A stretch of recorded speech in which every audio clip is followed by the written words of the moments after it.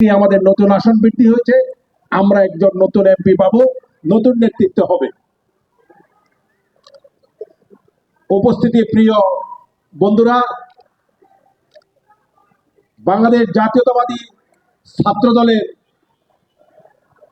89 সাল থেকে টঙ্গী সরকারি কলেজ ছাত্র দলের রাজনীতির মাধ্যমে শহীদ জিয়াউর রহমানের 19 দফা কর্মসূচি বাস্তবায়নের লক্ষ্যে জাতীয়তাবাদী ছাত্র দলের আমার রাজনীতির পথ চলা।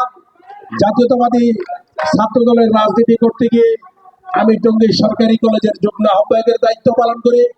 পরবর্তীতে টঙ্গী সরকারি কলেজের নির্বাচিত জিএস হই। তার ধারাবাহিক অনুযায়ী আমি ছাত্র দলের বিভিন্ন জেলা এবং টঙ্গী থানা, টঙ্গী কলেজে বিভিন্ন সময় জাতীয়তাবাদী ছাত্র দলের কাজ করি। এর পরবর্তীতে আমি কেন্দ্রীয় স্বেচ্ছাসেবক দলের সহধর্ম বিষয়ক সম্পাদকের দায়িত্ব পালন করি। আমি গাজীপুর মহানগর স্বেচ্ছাসেবক দলের সভাপতির দায়িত্ব পালন করি দীর্ঘদিন। আমি কেন্দ্রীয় স্বেচ্ছাসেবক দলের সহসভাপতি, ঢাকা বিভাগের দায়িত্ব পালন করি। বর্তমানে আমি কেন্দ্রীয় স্বেচ্ছাসেবক দলের সহসভাপতির দায়িত্বে আছি। আমি আমার দীর্ঘ রাজনৈতিক কর্মকাণ্ড করতে গিয়ে, বিশেষ করে এই পেশিস বিরোধী আন্দোলন করতে গিয়ে আমি গাজীপুরের সর্বোচ্চ মামলার আসামি হই। একবার না একাধিকবার আমি দলীয় রাজনীতির কর্মকাণ্ডে জড়িত হয়ে পেশিস সরকার বিরোধী আন্দোলন করতে গিয়ে আমি বারবার কারা নির্যাতনের শিকার হই।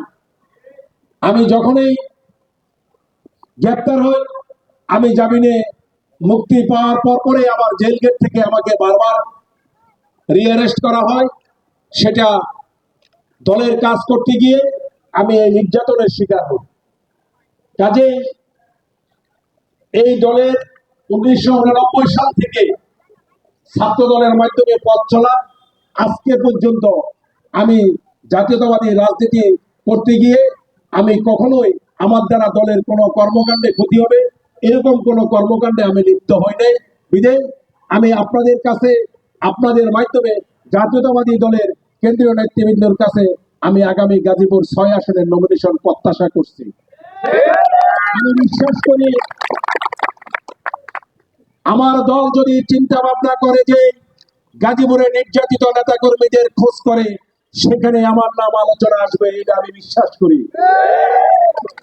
আমি বিশ্বাস করি দল যদি তার সঠিক ঠিকানা খোঁজে, দল যদি ইমেজের লোক খোঁজে, 5 তারিখের পরে আমাদের বহুত নেতা কর্মী ঢাগে ভাবে মানুষকে দলের কথা চিন্তা না করে নিজের স্বার্থের কথা চিন্তা করেছে।